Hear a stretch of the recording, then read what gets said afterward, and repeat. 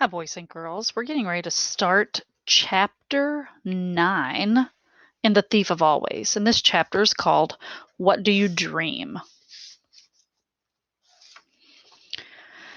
Harvey didn't mention what had happened at the lake to anyone, not even Lulu.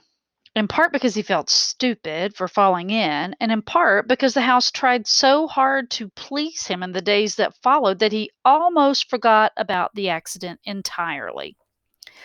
That very night, in fact, he found a piece of colored string with his name tag on it at the base of the Christmas tree and followed it through the house to find a new bike, even more splendid than the one he had lost 2 years before, waiting for him. But that was just the first of many fine surprises the holiday house sprang in quick succession. One morning, for instance, Wendell and Harvey climbed up into the treehouse to discover that the branches around it were swarming with parrots and monkeys. Another day, in the middle of Thanksgiving dinner, Miss Griffin called them through into the living room, where the flames of the fire had taken on the shapes of dragons and heroes and were doing a fiery battle in the grate.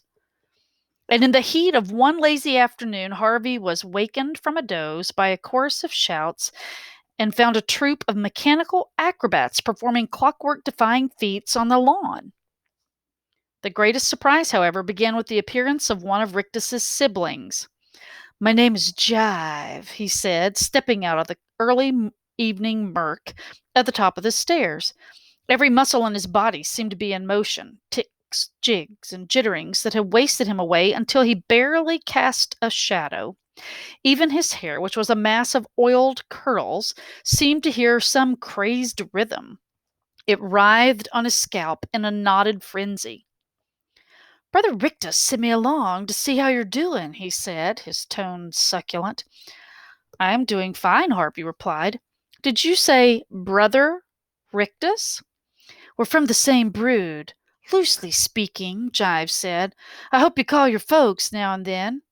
"Yep," said Harvey. "I called them yesterday." "Are they missing you?" "Didn't sound like it." "Are you missing them?" Harvey shrugged. "Not really," he said. That wasn't strictly true. He had his homesick days, but he knew if he went back home, he'd be in school the day after and wishing he'd stayed in a holiday house a while longer. "You're going to make the most of being here, then?" said Jive, practicing a weird little dance step up and down the stairs. "Yeah," said Harvey. "I just want to have fun." "Who doesn't?" Jive grinned. "Who doesn't?" He sidled up to Harvey and whispered, "Speaking of fun." "What?" said Harvey. "You never did get Wendell back for that trick of his." "No, I didn't," said Harvey. "Why the heck not?" "I could never think of a way." "Oh, I'm sure we could cook something up between the two of us," Jive replied mischievously. "Well, it has to be something he'll never think of," Harvey said. "Well, that shouldn't be too difficult," said Jive. "Tell me, what's your favorite monster?" Well, Harvey didn't have to think long about that. "A vampire," he said with a grin. "I found this great mask." "Masks are a good beginning," Jive said, "but vampires need to swoop out of the mist." He spread his arms, curling his long fingers like the claws of some eye-gouging beast. "Swoop down and snatch up their prey, then rise up again, up against the moon." "I can see it now." "So can I," said Harvey, "but I'm not a bat." "So? So how do I swoop?" "Ah," said Jive. "We'll have Mara work on that for us. After all, what's a Halloween without a transformation or two?" He consulted the grandfather clock on the landing. "We've still got time to do it tonight. You go down and tell Wendell you'll meet him outside. I'll go up on the roof and find Mar. You meet us up there." "I've never been up on the roof." "There's a door on the top landing. I'll see you up there in a few minutes."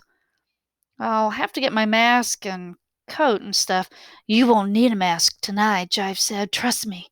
Do you hurry up. Time's a-wasting." It took Harvey only a minute or two to tell Wendell to go on ahead. He was sure Wendell suspected something and was probably preparing some counterattack, but Harvey knew he and Jive had something up their sleeves. Even Wendell, expert on shock tactics though he was, couldn't anticipate. With the first part of the plan laid, he hurried upstairs again, found the door Jive had mentioned, and climbed up onto the roof. Heights had never bothered him. He liked to be up above the world, looking down on it. "Over here!" Jive called out. And Harvey took off along the narrow walkways and up the steep roofs to where his fellow conspirators stood. "Sure-footed," Jive observed. "No problem. How about flying?" said a third voice as its owner stepped from the shadows of a chimney. "This is Mar," Jive said. "Another of our little family." Unlike Jive, who looked nimble enough to walk on the eaves if the whim took him, Mar seemed to have slug blood in her somewhere. Harvey almost expected to see her fingers leave silver trails on the bricks she touched, or soft horns appear from her balding head. She was grossly fat, her flesh barely clinging to her bones.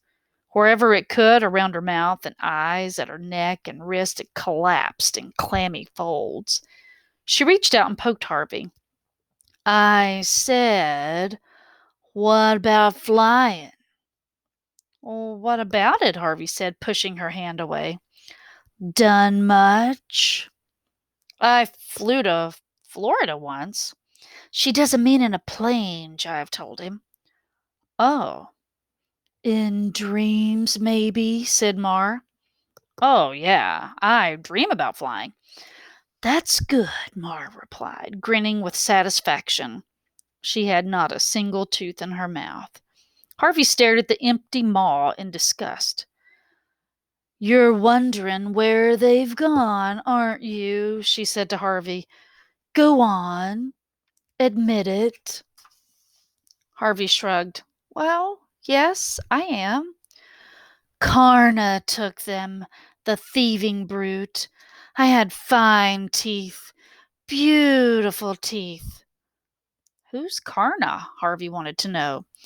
"Never mind," Jive said, hushing Mar before she could reply. "Get to it, or he'll miss the moment." Mar muttered something beneath her breath and said, "Come to me, boy," extending her arms in Harvey's direction. Her touch was icy. "Feels weird, huh?" said Jive as Marv's fingers floated over his face, brushing it here and there. "Don't worry, she knows what she's doing." "And what's that?" "Changing you." "Into what?" "You tell her," Jive said. "It won't last long, so enjoy it. Go on. Tell her about being a vampire." "Well, that's what I want Wendell to see," Harvey said. "A vampire," Mar said softly, her fingers pressing harder against her skin. "Yeah, I want to have fangs like a werewolf, and a red throat, and white skin like I've been dead for 1,000 years." "2,000," said Jive. 10,000," said Harvey, beginning to enjoy the game. "And crazy eyes that can see in the dark, and pointy ears like bats' ears." "Wait up," Mars said. "I've got to get all this right." Her fingers were working hard upon him now. As though his flesh was clay, she was molding it. His face was tingling, and he wanted to reach up and touch it, but he was afraid of spoiling her handiwork. "And there's got to be fur," Jive observed, "sleek, black fur on his neck." Mars' hand dabbled at his throat, and he felt fur sprouting where she had touched him. "And the wings," Harvey said. "Don't forget the wings." "Never," said Jive. "Spread your arms, boy," Mar told him.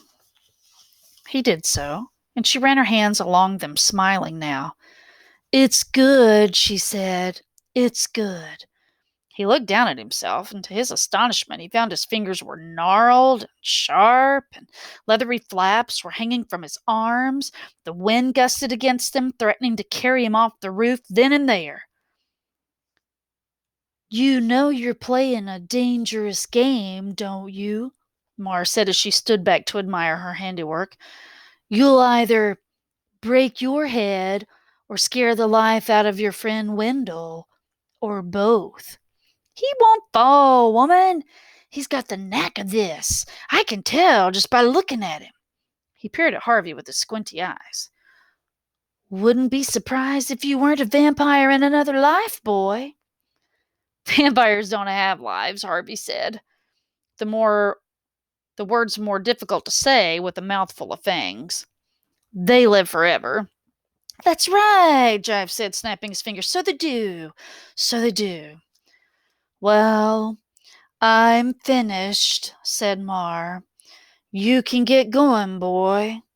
The wind came gusting again. As if Jive hadn't been holding on to him as they walked to the edge of the roof, Harvey would have surely been carried away. There's your friend, Jive whispered, pointing down into the shadows. Much to his amazement, Harvey found that he could see Wendell quite clearly, even though it was pitch dark in the thicket. He could hear him, too. Every little breath, every beat of his heart. This is it, Jive hissed, putting his hand on Harvey's back. What do I do? Harvey said. Do I flap or what? Jump, Jive said. The wind will carry you the rest, either the wind or gravity. And with that, he shoved Harvey off the edge of the roof and into the empty air.